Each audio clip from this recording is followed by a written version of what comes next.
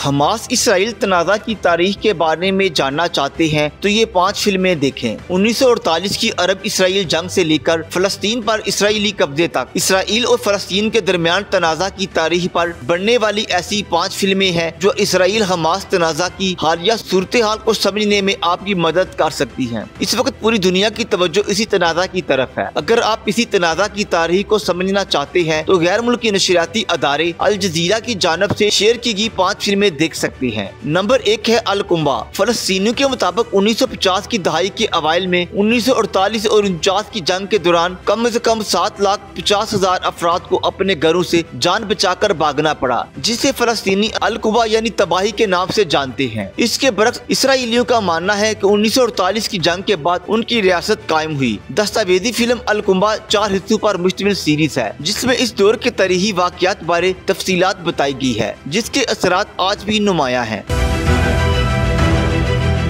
Number 2 है दीवार। जून 1967 की जंग सिर्फ 6 दिन जारी रही, लेकिन इस जंग ने हित्ते पर देर पा असरात मुरतब किए, जिसकी वजह से इसराइल और फलस्तीनियों के दरमियान तनाज़ा में मजीद शिद्दत आई। जून 1967 की जंग नामी फिल्म में जंग के असबाब पर रोशनी डाली गई और 6 दिनों के तनाज़ात और इसके बाद हालात का भी जायजा लिया गया। नंबर 3 है यरूशलेम डिवाइडिंग अल अक्सा। इस फिल्म में मस्जिद अक्सा के अहाते की तारीख और मुसलमानों और यहूदियों दोनों के लिए इसकी अहमियत का जायजा लिया गया। इसमें अल हलील की इब्राहिमी मस्जिद की अहमियत का भी जायजा लिया गया, जहां इसराइल ने फलस्तीनियों की आमद और नमाज पढ़ने पर पाबंदी आयद की हुई है।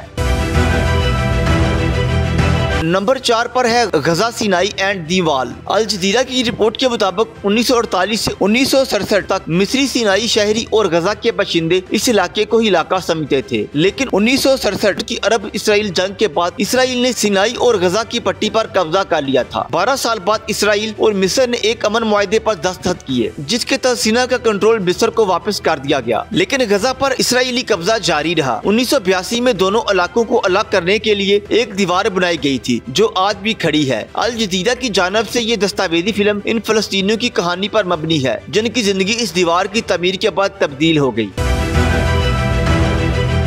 नंबर 5 पर है वेपन्स वाटर इन फलस्तीन। गजा में मीठे पानी का बुनियादी जरिया कोस्टल एक्वाफिर है, जो अब इलाके की पानी की जरूरियात को पूरा करने से कासिर है। कोस्टल एक्वाफिर से पानी के बहुत ज्यादा निकासी करने के बायस पानी सीवरेज से आलूदा हो गया। इसके अलावा बढ़ता हुआ दर्जा हरारत मजीद मुश्किलात पैदा कर रहा है। इस फिल्म में इस मसले पर रोशनी डाली गई कि किस तरह इसराइल के कब्जे और माहौलियाती मसाइल के नतीजे में फलस्तीनियों को पानी की कमी के सबब शदीद मसाइल का सामना है।